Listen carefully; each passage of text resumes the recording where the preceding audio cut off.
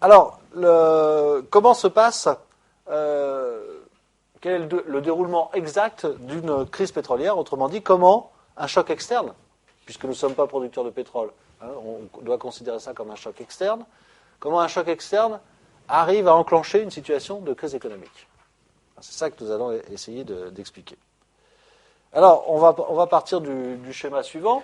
Donc, vous avez la hausse des cours du pétrole. Hein, on a dit un cas multiplié par 5, l'autre cas multiplié par 3. Effet immédiat, déséquilibre de la balance commerciale.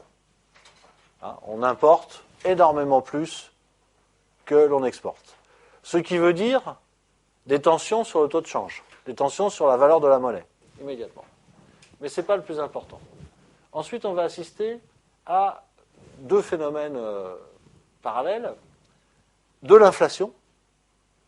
Le pétrole est un véhicule extrêmement puissant et efficace de l'inflation, puisque le pétrole, il y en a dans tous les moyens de transport, il y en a dans toutes les productions utilisant les matières plastiques. Hein, donc, l'inflation pétrolière, si vous voulez, se diffuse extrêmement vite dans l'ensemble du système économique. Donc, l'inflation tout de suite qui va, comme disent les économistes à l'époque, qui va devenir galopante.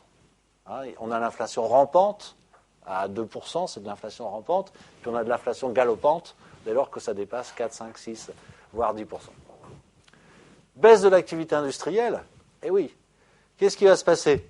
Finalement, les prix augmentent. Les prix des matières premières augmentent. Alors, il y a deux solutions. Ou les entreprises vont répercuter cette hausse de coûts sur leurs propres prix, et dans ce cas-là, la demande va chuter, puisque, dans le même temps, les consommateurs subissent l'inflation, donc ils perdent du pouvoir d'achat. Donc si les industriels font ça, eh bien, finalement, ils débouchent sur une situation de récession. C'est ce qui s'est passé, globalement. Il y avait une deuxième solution, que les Allemands ont un petit peu plus pratiquée que nous. Eh bien, cette augmentation de coûts, l'entreprise, elle la garde pour elle. Ça veut dire qu'elle renonce à une partie de sa marge. Et donc là, ce sont les profits des entreprises qui sont laminés pendant un certain temps. Les Allemands ont un peu plus joué ce jeu-là, de manière à rester plus compétitifs.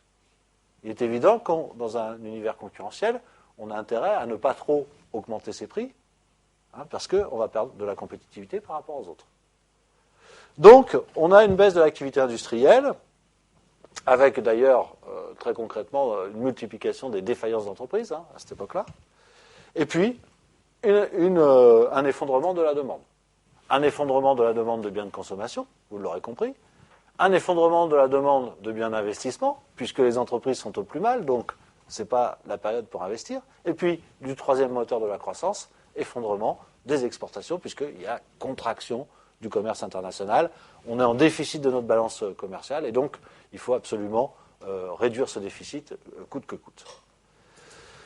Récession économique, donc, et au total, eh bien, cette récession économique va peser sur l'emploi, donc développement du chômage de masse et situation inédite de stagflation, dont on reparlera tout à l'heure.